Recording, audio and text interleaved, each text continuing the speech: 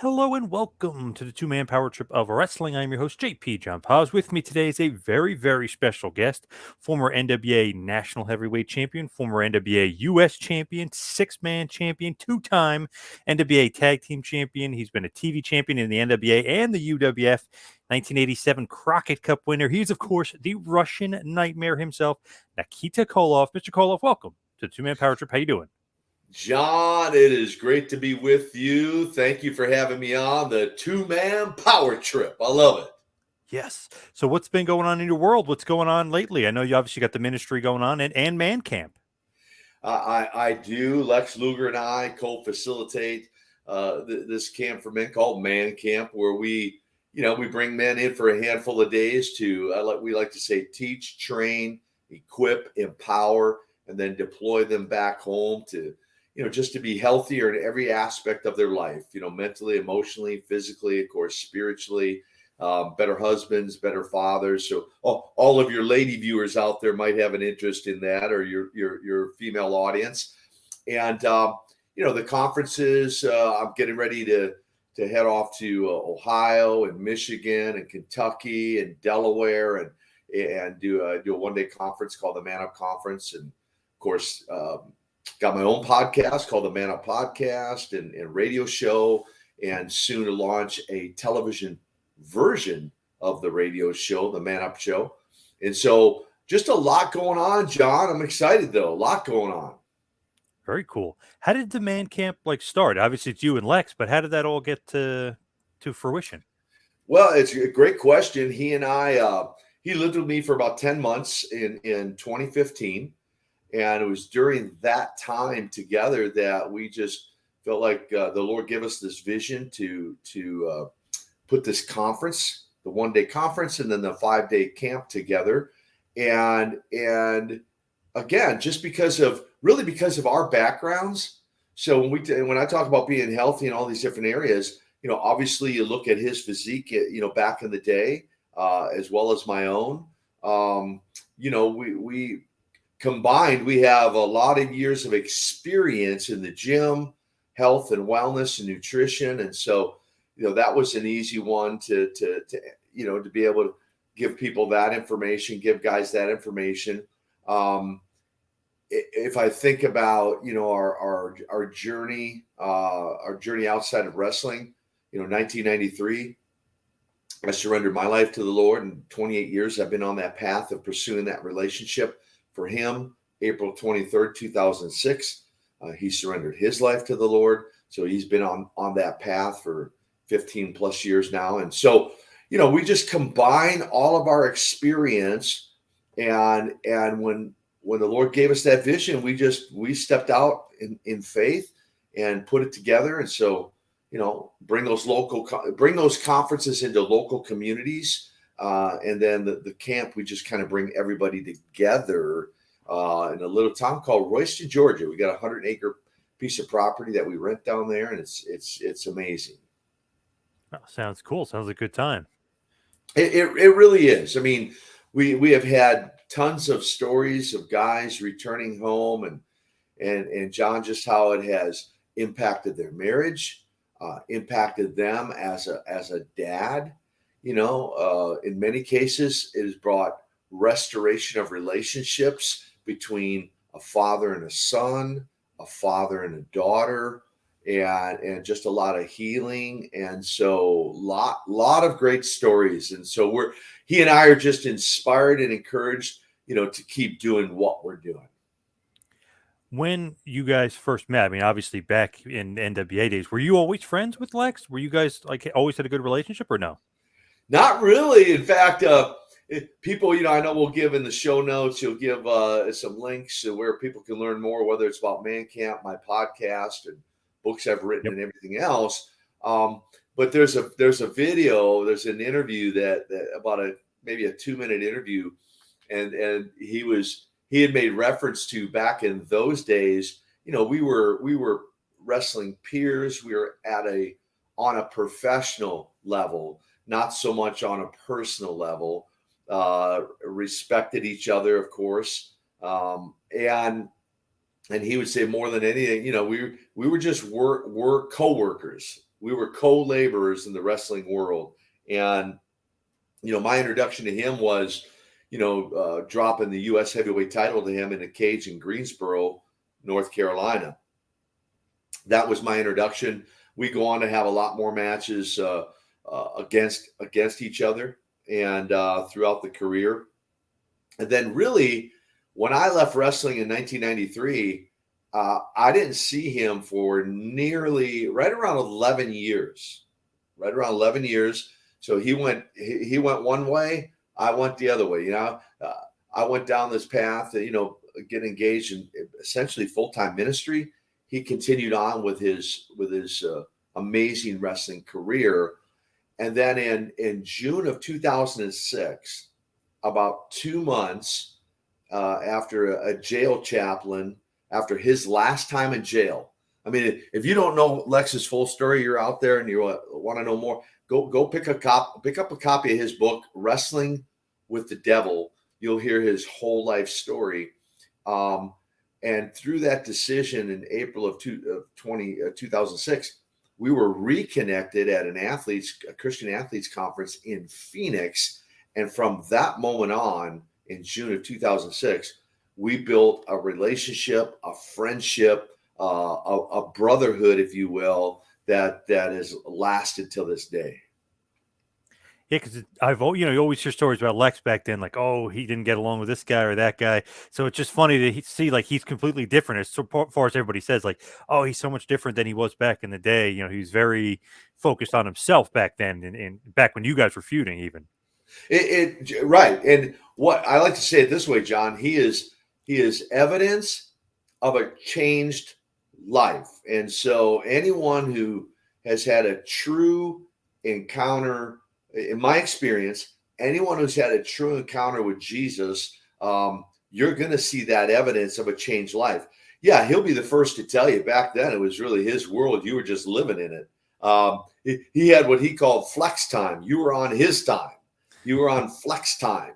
And I'm probably one of the few who actually did like him back in those days. But believe it or not, we did travel some together, not a whole lot, but there were a few trips we took together to towns, and so began to build a foundation on the relationship we have now. But for the most part, when he portrayed, what was it, the narcissist up in the WWF? Yep. I mean, that was not far from the truth. So what you saw in that character, in a sense, was kind of him, outside the ring.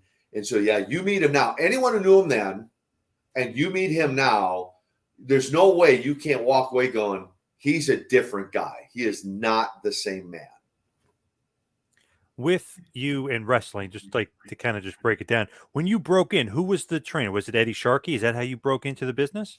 Everyone thinks it's Eddie Sharkey, I guess, because he trained everybody else. Right. By everybody else, meaning Rick Rude, Kurt Hennig, the Road Warriors, Scott Norton, I guess, and so many others. So I think many just assume he trained me. Right. That's the unique part about my story, John, is I was a weightlifter, a bodybuilder, a football player. And my dream, my goal was to play professional football.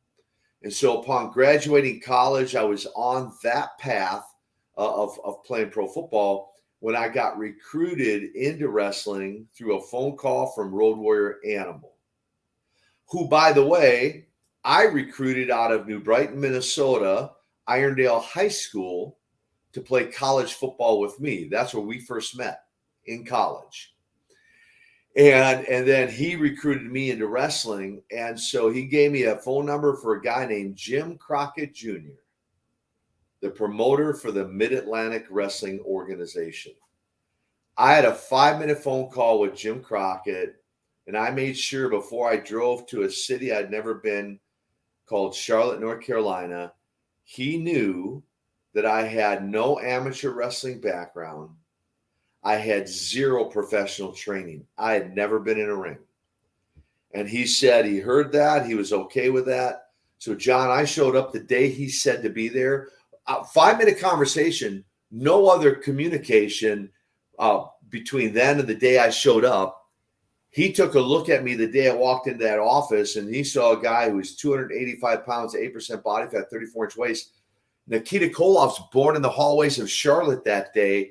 They literally put me right on the interview set. They introduced me to Ivan Koloff and Don Kernodle. They were the NWA World Tag Team Champions. I didn't know. I'd never heard of them in my life. I didn't know. Have a clue who they were. All of a sudden, I became Ivan's nephew. I'm on this interview set. We finish interviews for the day, and he says, be in Raleigh, North Carolina tomorrow night in the Dorton Arena. You're going to wrestle on television, having never been in the ring. That's the unique part of my story. Pretty crazy. Obviously, he saw something in you immediately, like, wow, this guy looks like a star. He's a monster. He's on TV automatically. I mean, that never happens, ever.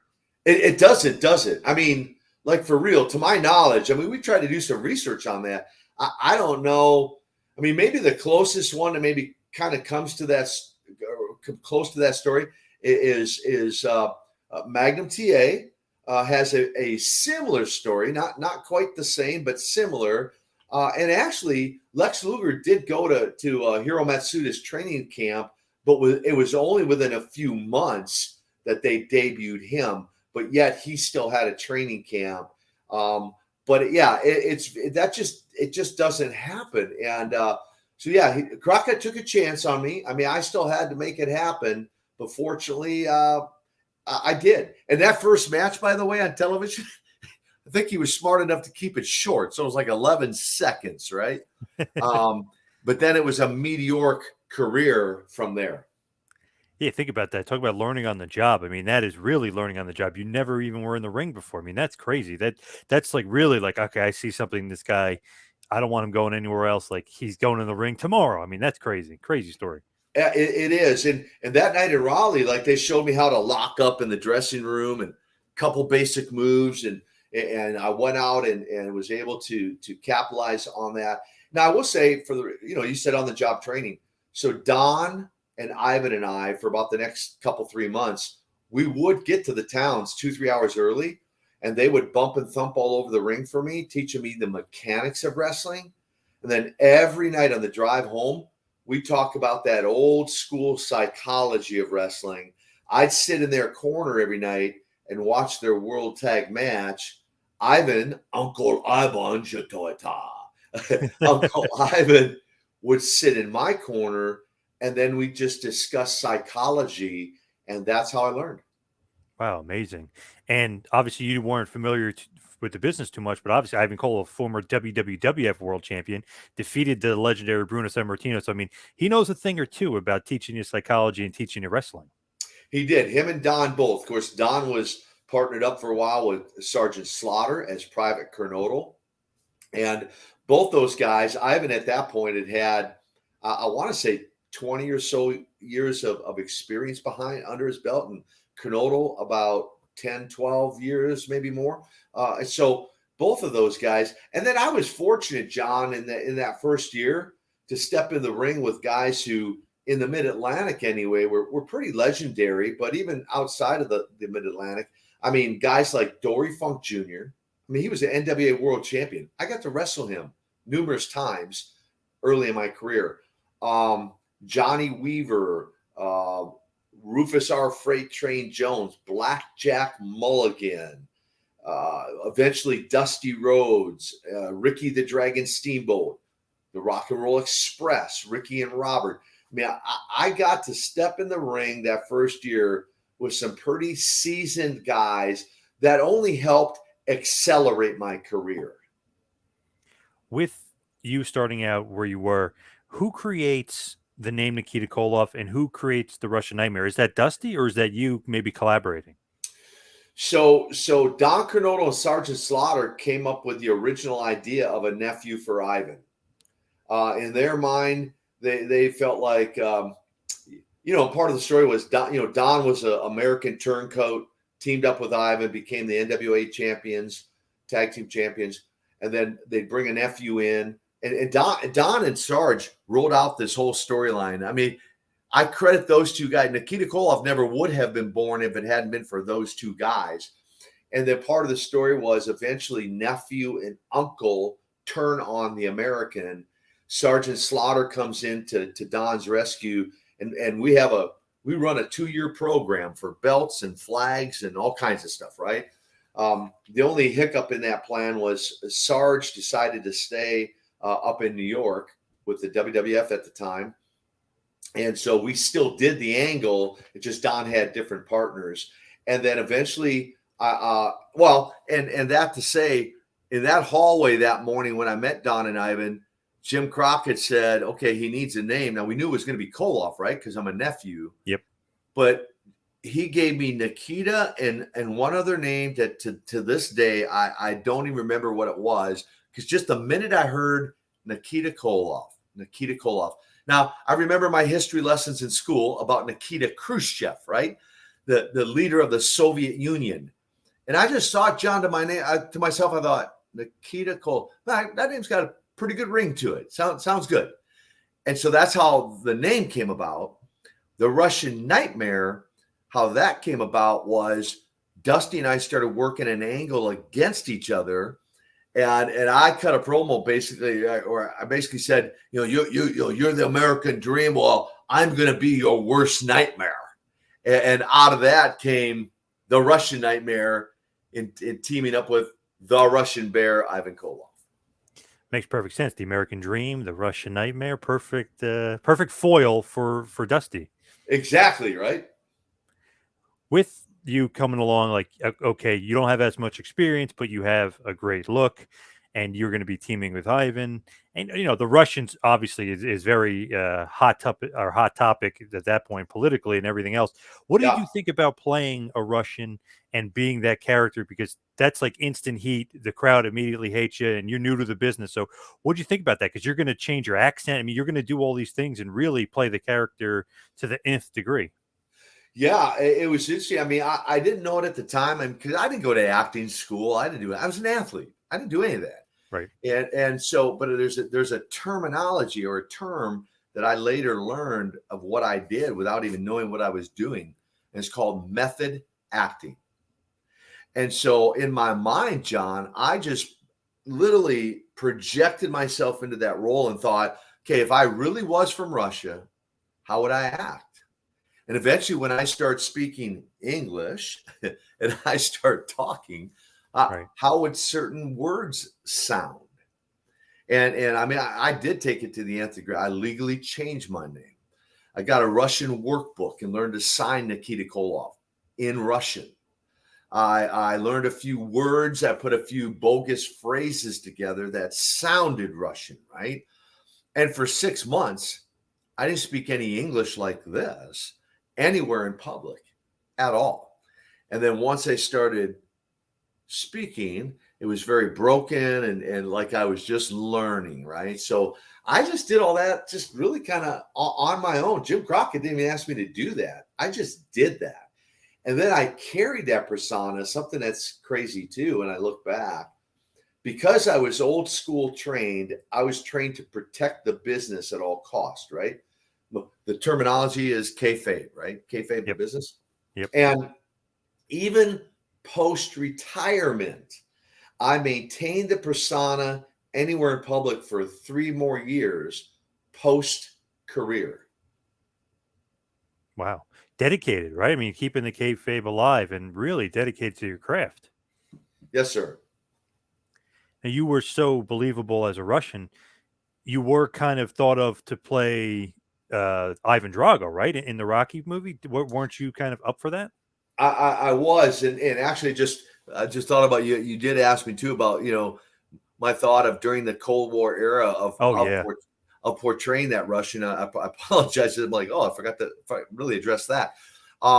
Because I just projected myself in. I really honestly didn't have any concerns about that. Even in the midst of there would be an occasional phone call to the Crockett office. If the Koloffs come to Charleston, we're going to kill them.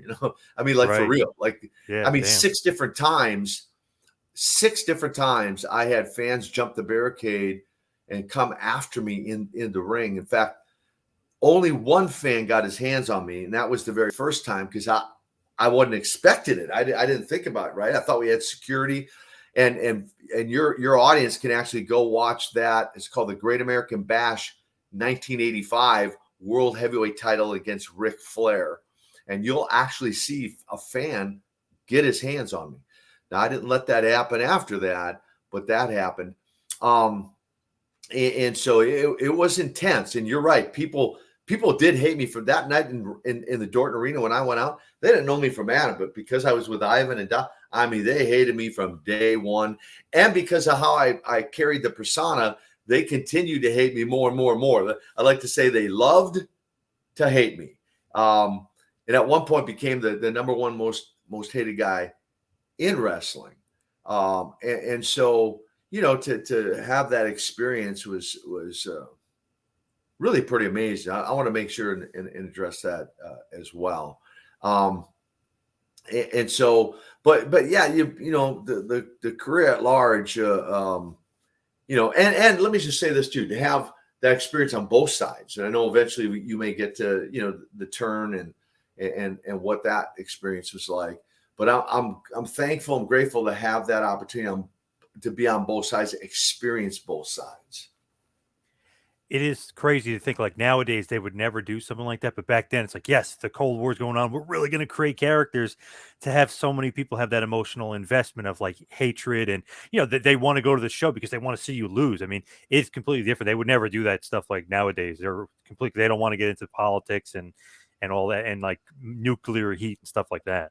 Well, yeah, it's a different era. In fact, I think McMahon's, I think they've tried some of that, and like you said, got a lot of heat for it. You know, like oh, that's it. You know, you're not being PC, like you said, right? You're not being politically correct. You can't do that. I mean, there's so many things we did back in those days that in today's climate, in today's culture would be so taboo, man. I'd be like, you can't do that, you know, but just a different era, man. That's why the fans tell me, you know, I still do Comic-Cons and Legends autograph signings and those sorts of things.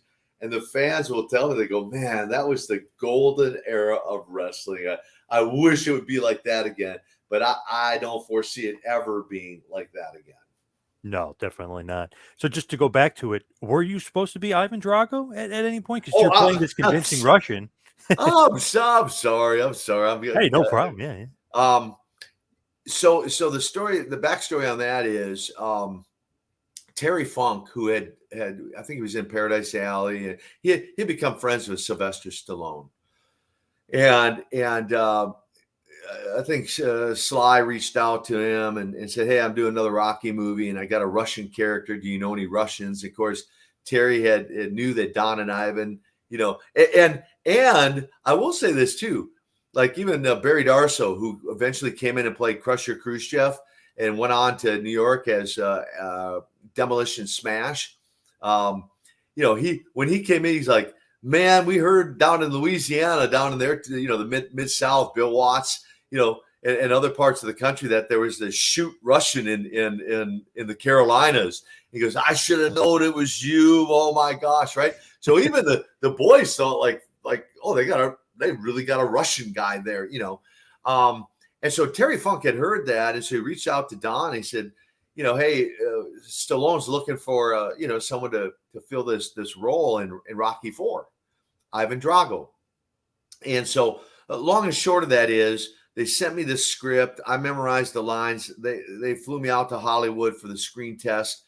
It was me, Kerry Von Erich, and Dolph Lundgren. We were out of like, I think I want to say like, I don't know, hundreds, 800,000 guys they looked at. It came down to between the three of us. Well, I knew my odds went up by, you know, from 33% to 50% when Kerry, the day I got there, we were all there together, but he goes, hey, are there some lines we're like supposed to know for this? I'm like, Kerry, are you kidding me? Like they flew you all the way out here to screen test. So I'm like, well, that just increased my odds. So it really, I feel like came down between Dolph Lundgren and myself on the set with Stallone, screen testing for that. And the reason I didn't get the role, remember 285 pounds, 8% body fat, right? Yep. Stallone, legit back then was, you know, he's only 5'6". Now he looks bigger in life on the silver screen, right? but he's only 5'6". He was about $160 back then, 160 pounds.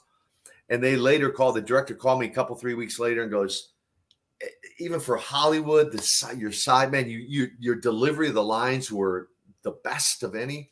But your size difference, it's just even for Hollywood, it's just too unbelievable that Rocky at age 35 is going to beat a guy that looks like you, even for Hollywood.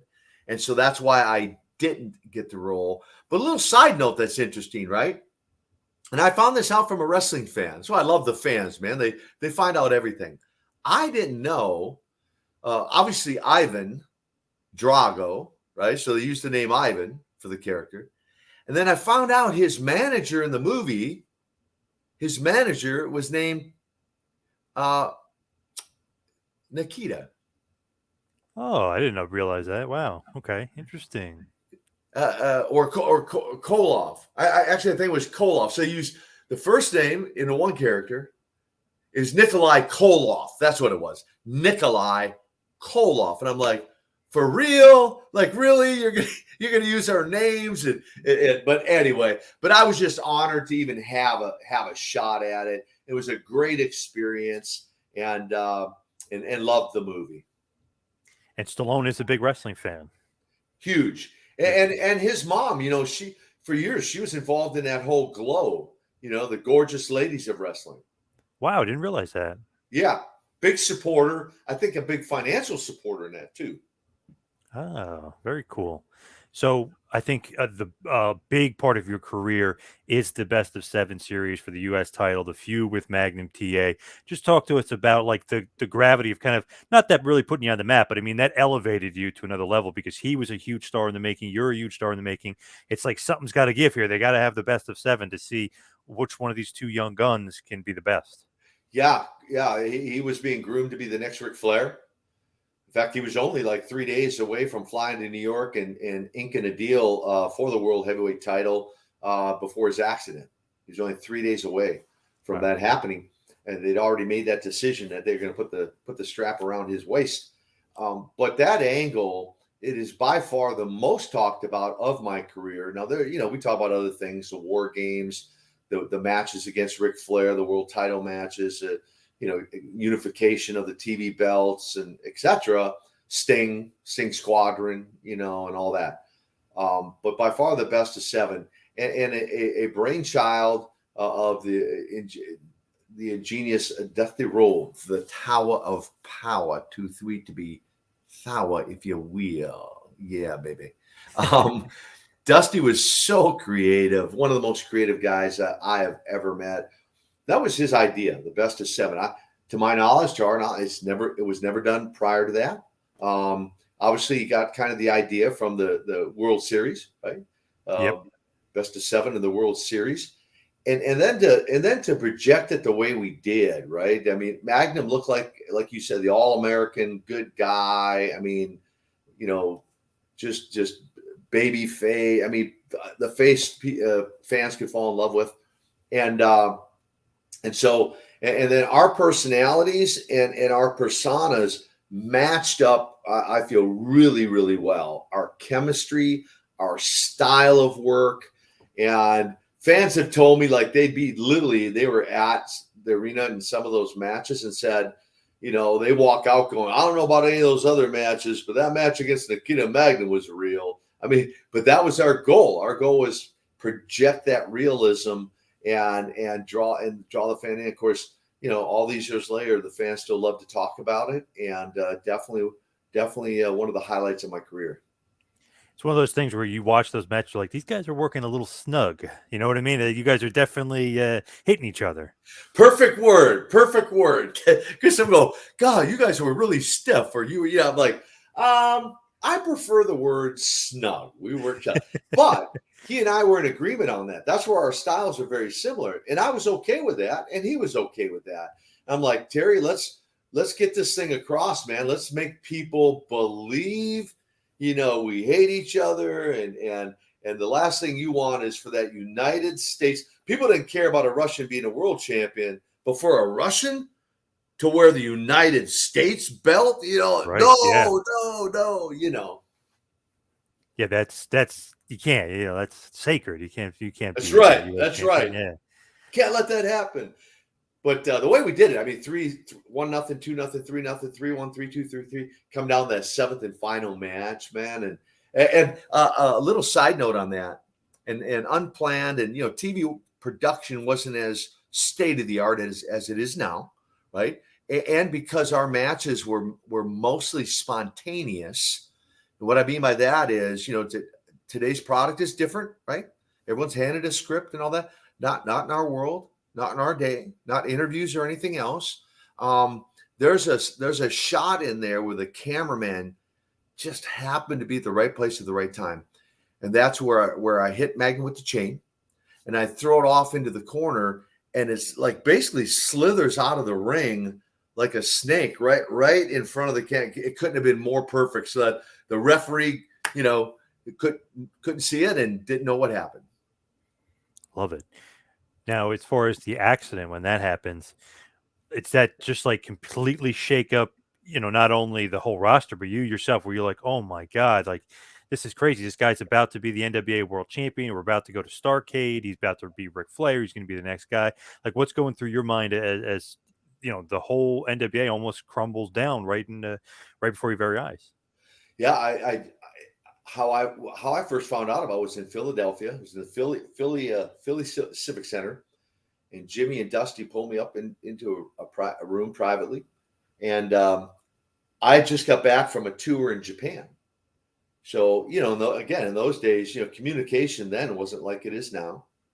So I didn't know. I had not heard. I didn't have a clue. And so when they shared that with me, truthfully, it took them a few minutes to convince me, because wrestling's a work, right? I'm like, you guys are working me. Magnum's fine. And they're like, no, he's like in the hospital fighting for his life right now. Might be a quadriplegic the rest of his life. I'm like, so once they convinced me, I was like, wow. I mean, you kind of, you get taken aback for a moment there. And we weren't the best of friends at that point. I mean, we were, again, more like Luger, more, working peers, co-workers, liked each other, but we didn't hang out with each other. And so once that settled in, I'm like, okay.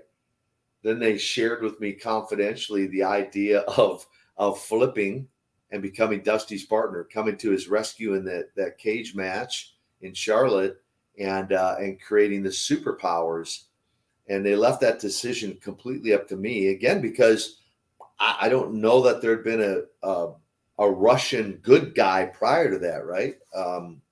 Might have been. I just don't know. But I thought, well, between Jimmy and Dusty, I mean, they probably have close to 100 years of experience in the wrestling world.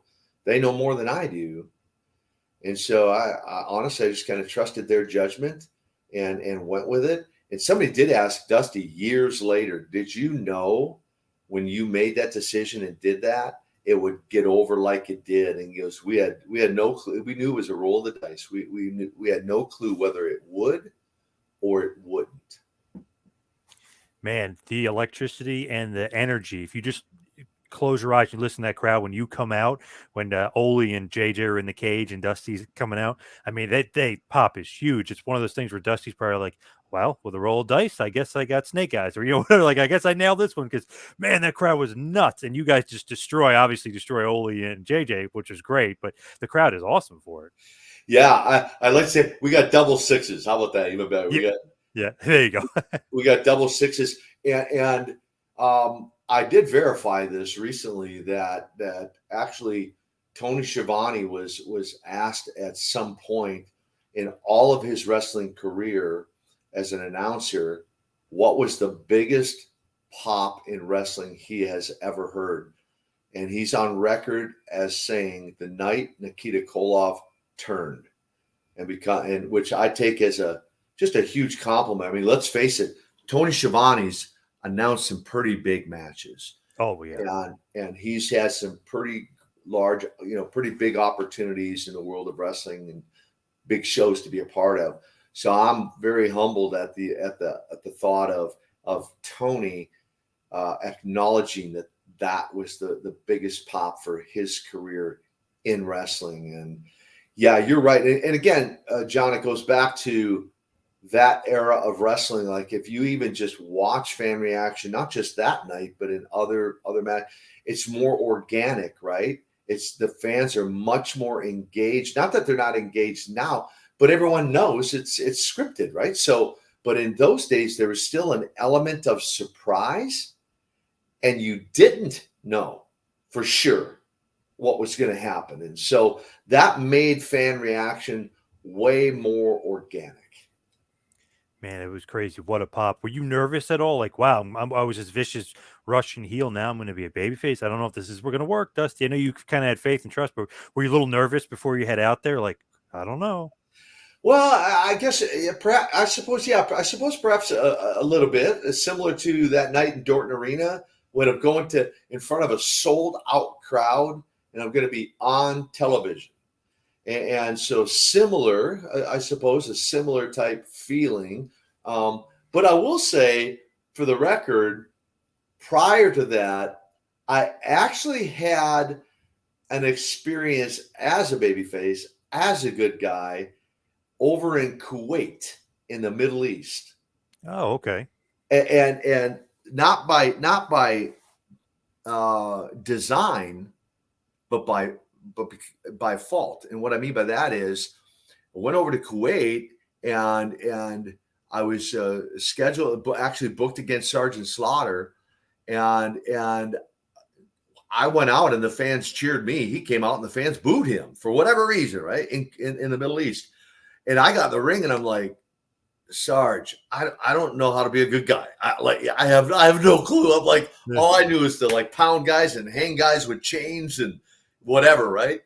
And Sarge is so cool, man, right? So skilled and experienced. And he's like, kid, just follow my lead, kid. You'll be fine. Follow my lead. So I did have a taste of it over in Kuwait, but still never envisioned it would explode and become what it did. So Starcade 1986, you're in the main event against the Nature Boy Ric Flair for the NWA World Heavyweight title. Pressure here. I mean, you're taking obviously Magnum's spot. You might be christened the next, top babyface. What's the pressure like here? Because you and Flair are going to have a great match, but it's really kind of a huge, absolutely monstrous main event. I mean, Nature Boy Ric Flair, one of the greatest of all times, and it's Starcade. Yeah, yep, and they're the granddaddy of them all, right? So Yep. Fast forward or backtrack a year and a half earlier, and of course I'm wrestling for the very first time at the very first Great American Bash, and again another brainchild of Dusty Rhodes, the Great American Bash, and as a heel, right, as the baddest of the bad. Fast forward a year and a half later, now I'm wrestling him on the other side of the tracks as a babyface, as a good guy, and I had already at that point had dozens and dozens and dozens of matches against him, sometimes a 1 hour draw. I mean, there have been numerous times I'd wrestled Rick for an hour. And I am on record as saying Rick is the consummate professional. He could make a broomstick look good. He made Nikita Koloff look good. and so I wouldn't say I was so much as nervous going into that one at Starcade as I was going into that first one at the Great American Bash. But that would just lead, that match in Starcade would lead to a number of other matches, return matches against him, and even some victories through disqualification. But of course, title can't change hands on a DQ. Yeah. So I did hold that world heavyweight title a number of times. And John, just for the record, there were two opportunities that Rick actually offered me the world heavyweight title. And I'm probably one of I don't know how many might qualify for this, but I'm at least one guy who turned the world title belt down. Whoa, why is that?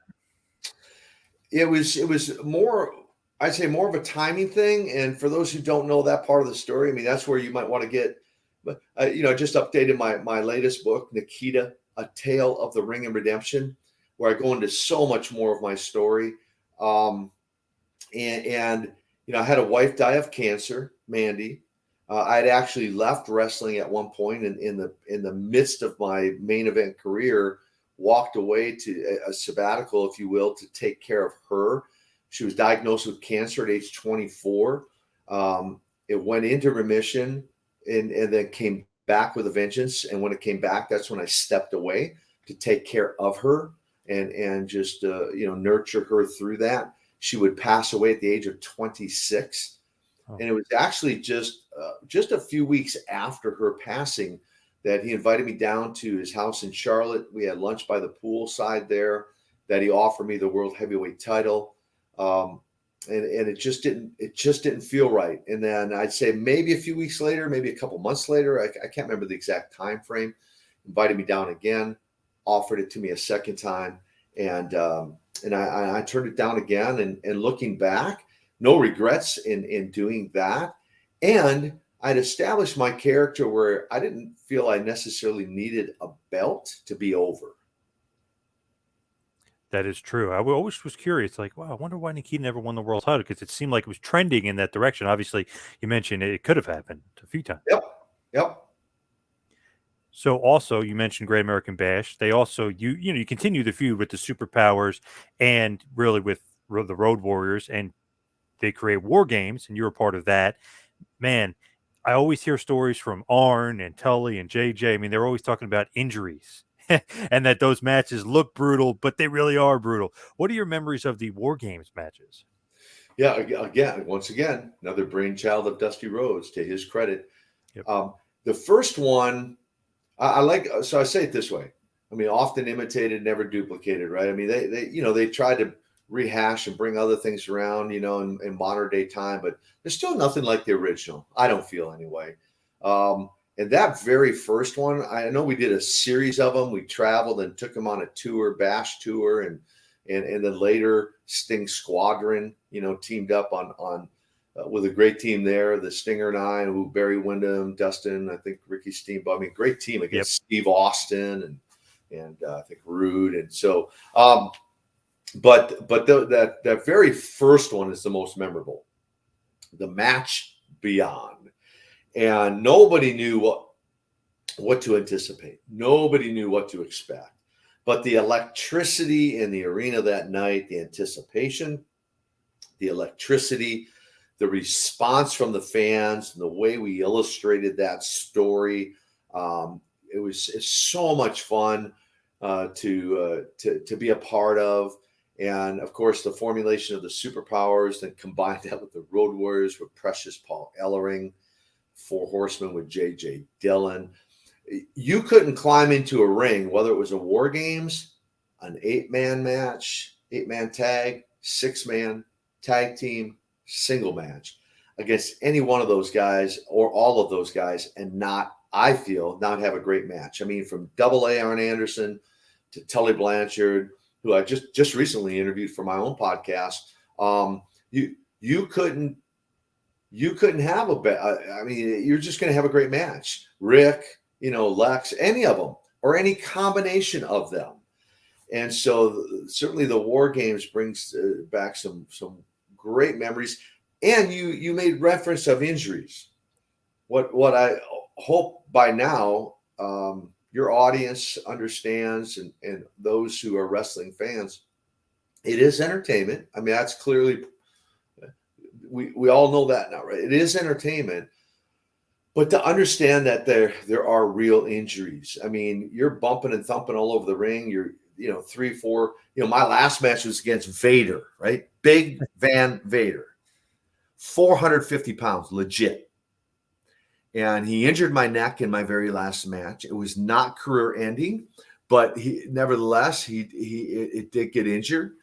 And I didn't know till the next day, but I had a hernia, picking up, body slamming him, right? Big guy. So I had hernia surgery. I was rehabilitating my neck. And it was over that Thanksgiving, Christmas, New Year's time that I made an executive decision under my own terms to walk away from wrestling. We can talk more about that if you want. But my point is, injuries in wrestling are very real. It's not an exact science. So timing only has to be off. I mean, you got a 400-pound guy coming off the top rope on you, or your body slammed on the concrete floor night after night after night, running into steel poles, Russian chain matches, cage matches. Guys are going to get hurt. Guys are going to get injured. And it's just a part of it. And in those days, you didn't call in sick and there wasn't no can't make it to work tonight. You wrestled hurt. Many times I wrestled hurt because I had to, because I'm a main event. I can't just bail out on the main event match, right? Right. And I know JJ really hurt his shoulder really bad in that War Games match, separated his shoulder really bad. Yeah, I don't think I get credit for that one. I think that's one of the Road Warriors, yes, right? Yes, it was, yeah. So I can't. Lex likes to always say, I injured one of his vertebrae in that cage match in Greensboro for the U.S. title, and I'm like, but he has since forgiven me, and we've become best friends now. But he says, I forgive you. I'm like, thank you. But yeah, injuries are a very real part of wrestling.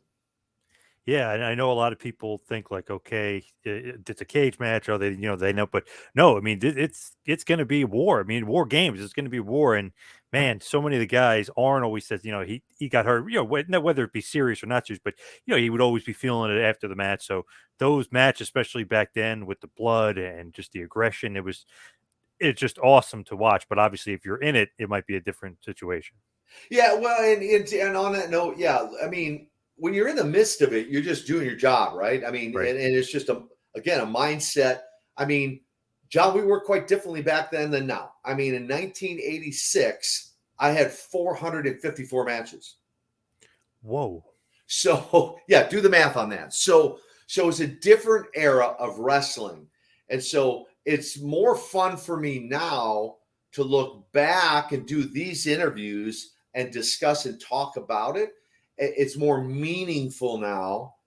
And going out and do the autograph signings and the legends, Comic-Con stuff, and to hear stories from you, the fan now, on how maybe my career or my persona impacted you so many times. Hey, I got into weightlifting because of you, Nikita. Hey, I got into wrestling because of you. Hey, Nikita, I grew up in a very dysfunctional home. Wrestling was my outlet. And I just gravitated towards you. And so to hear those stories is so inspiring, so encouraging for me, that part of my goal now, John, is to give that back.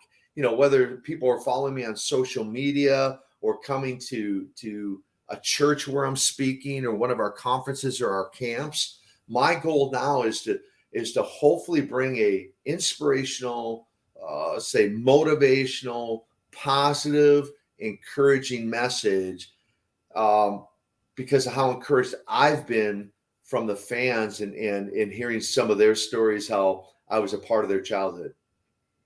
Man, just go back and look just at that era, but especially you. It's like, man, that guy was made for pro wrestling. If you just like look at somebody, they walk through a door, you're at a party or something, like, wow, who is this big, bald, looks like Russian monster? I mean, that was like kind of the time period back then where you were like really attracted to the guy with the it factor. It's like, okay, whoever this guy is, I want to watch him or see him. And you always had that it factor. And that was like the sign of that time where, Sting and Warrior and Lex, they had it too. But it was like a different feeling. It was like, man, this guy seems like he could do some damage. Like he's kind of a scary dude, Well, in fact, I've had numerous guys say, dude, you scared me as a kid, man. Yeah. You intimidated me. You, and I've had people say, it's interesting, kind of to that point. I've met people who know nothing about wrestling. And yet when I meet them, they go, I don't know wrestling, but I know that name. I've heard of your name before. So I'm grateful I chose that name, Nikita Koloff. And where now it gives me a platform to, like I say, to make a difference in other people's lives. But it was you might say, and this is not patting myself on the shoulder, please believe me, but a head turning, and that look and that persona was walking into a room, as you said, was very head turning. Like you said, I don't know who this guy is, but he's somebody. Today, I have people go, I can't figure out who you are, but I know you're somebody. Like, yeah. what's your name? You know, and so, and I'll say this too, real quick. I had a much shorter career than many of my peers. I mean, Lex Luger had a 15-year career. Ivan was there for 3 or 4 decades. Flair, a lot of the guys, right? So where I'm very humbled, John, is my shortened career by choice. I've been coined, if you will, the Barry Sanders of pro wrestling, right? Your football audience will identify with that. Yes. But apparently, even though it was a very much shorter career than many others, it's made an indelible mark, or has left a lasting impression, which was partly my goal. When I broke in, I told Ivan and Don, I'll be out of active in-ring wrestling by the time of 35 because I'm going to leave on top. I'm going to leave as a champion. I want to leave an indelible mark in people's minds, and so I think I accomplished that. Very much like Barry Sanders. Basically, he was around for 9 years. He was still in his prime when he retired. He's like, I'm done. It's like, oh, don't you want to keep on breaking all these records? Like, nah, I'm done. He left on top. No one ever remembers him, on the downswing. It's kind of like your career. It's like they always remember that great chunk of time where it's like, man, he was on top. He's won all those belts. He's, main eventing Starcade. So pretty remarkable. Thank you, sir. Thank you very much. Did you ever have a chance to go to the WWF? I know we're talking obviously NWA, your WCW, all that, but did you ever have a chance to go to WWF? To my knowledge, they never try to reach out to me unless in those days, the old school voicemail. I say if they left me a message on my voicemail, I missed it somehow. But the only consideration when Darso left as Crusher Khrushchev, he let me know he's going up there to become Demolition. And invited me to be his partner. And I just, in my mind, I felt I don't want to change character. I've worked so hard on the character Nikita Koloff. Why would I want to go be somebody else now? I could have probably went there and made 10 times the money, 50 times the money. I don't know. The money wasn't as important to me. Or I didn't want to change characters. And I met Vince in a gym in Las Vegas one time, but we never talked about business. We just a cordial conversation in the gym in Las Vegas. And more important to me, John, was the word loyalty. And even though I could have leveraged my success in the NWA, and as I said, either forced Crockett to pay me more or jump to the WWF. More important to me was being loyal to Jim Crockett because he gave me my break. You just heard my story. He gave me my break. And so I always had felt very fortunate, very grateful and thankful that Jim gave me that opportunity. And so, and even though he sold it to Ted Turner and all that, I still felt a loyalty to the NWA and that brand of wrestling. And so I never really considered a jump. You would have been a perfect heel or perfect foil for Hulk Hogan at that point too, especially with him being the true blue All-American. To me, it's like, wow, that would have been an awesome dream match. Yeah, it's one of those what ifs. I mean, the magazine, shout out to Bill Apter, who was instrumental in my career as well. All the magazine cover shots, head shots. I mean, everything that Bill Apter did for me to build my career. And of course, WrestleMania, what if? What if Nikita Koloff had wrestled Hulk Hogan at WrestleMania? I don't know that we would have broke the record of 93,000 in Detroit, but we probably would have drew and would have made a pretty sizable payday. But again, I've never really been one motivated by money. Now, as we hit the wind down, we head towards the finish here. I know you kind of said no regrets about obviously not winning the NWA title and stuff, but do you have any other regrets in wrestling? Something you didn't get to do or you wanted to do, or is everything perfect the way your career worked out? It's a great question. I mean, looking back on my career as a whole, the short answer would be no. Not really. I mean, I just feel very grateful to have had the opportunity to have had that career and how it gave me a platform to what I call, John, my ultimate calling, which is, essentially full-time ministry, and wrestling actually became like a training ground, a training center for me. Because when I look at my career, I flew on airplanes, I rented cars, I talked on microphones in front of cameras, entertaining crowds for a living. Then I find myself at an altar, surrendering my life to the Lord. And I look at the last 28 years. I'm like, what have I done the last 28 years? So I know I've flown on airplanes, rented cars, stayed in hotels, talked on microphones in front of cameras, not to entertain crowds, although I can do that, but to bring a more important message of the gospel, of the good news. And so thankful and grateful. If I had to summarize my life up to this point, the one word, if I distilled it down into one word, the word would be surreal. I mean, never in a million years would I have ever, as a kid, I didn't dream of being a wrestler, a pro wrestler, but I became one. And then I had the career we just highlighted and discussed. I didn't ever dream in a million years I'd be an evangelist, a minister, and be doing camps with Lex Luger but that's where God's called me to. And so my life, in summary, it's just been surreal. And all of my experiences, both good and bad, I wouldn't change them or erase them, because they've made me into the man I am today. Do people, like, when you're doing the ministry and stuff, does anybody get surprised, like say they're an old school fan, like, wait a second, his voice, like what I thought he was Russian. Do people say that to you a lot? I feel like they would. Still, last weekend, I was doing a TV show in Aiken, South Carolina recently, and it was an older gal, and I walk in and introduce myself to her, and she said something to me in Russian, and I just start laughing. I'm like, I don't have a clue what you said. She goes, wait, you're the Russian nightmare. How do you not know Russian? She goes, I thought I was going to build some points with you because I could speak a few words of Russian. I go, it's just a persona, that I. So one would think with the internet and all these interviews and everything else, it might take 30 seconds to find out, one, I'm not really from Russia. So two, I don't speak Russian, But yeah, still to this day, man, it happens all the time. It's hilarious.